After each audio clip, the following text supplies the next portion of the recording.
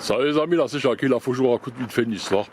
Avant j'ai filmé une dame, une commerçante, sur fond noir, c'est-à-dire on verra pas son visage, parce que c'est une dame qui a été agressée dans son magasin.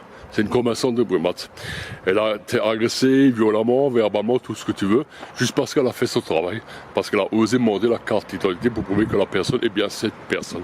Cette personne elle va témoigner, donc je n'ai pas le nom du magasin, je dirais pas son nom à elle, et en même temps on l'a filmé dans le noir, on va dire, capuchon fermé, c'est-à-dire pour qu'on voit pas son image. Mais cette personne elle est traumatisée, elle a super peur, je suis arrivé là-bas, elle était encore en train de trembler, elle a même pas pu manger à midi, tellement ça l'a traumatisée. Donc tu fais ton travail dans un magasin à Brumath et tu te fais agresser.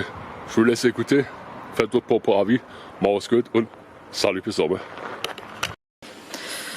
Bonjour, je suis une vendeuse dans Brumath et je viens ici vous parler d'un petit témoignage qui m'est arrivé récemment, ne serait-ce dire ce matin. Comment vous expliquer? En fait, une femme est venue chercher une commande qu'elle avait achetée sur internet sans avoir ses papiers d'identité sur elle. Malheureusement, pour délivrer une commande, il nous faut obligatoirement des papiers d'identité, ce qui est normal et expliqué à tout le monde, c'est obligatoire. Cette femme ne l'ayant pas, mais clairement agressée oralement, voire même a tenté un vol d'un colis d'une autre personne qui a été ma témoin. Je trouve ça vraiment regrettable que l'on en vienne à appeler les services de l'ordre civique pour devoir se protéger au travail lorsqu'une personne ne souhaite pas respecter les normalités pour récupérer quelque chose, quoi. Désolée de l'interruption.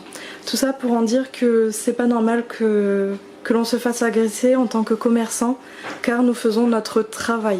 Je répète bien que c'est un travail ce que nous faisons, ce n'est pas avec plaisir que nous vous renvoyons chez vous quand vous n'avez pas vos pièces d'identité. C'est une obligation, nous avons un suivi à apporter. Et ce n'est pas normal que l'on se fasse agresser assez violemment, voire même traiter, insulter ou rabaisser quand on demande simplement une pièce d'identité.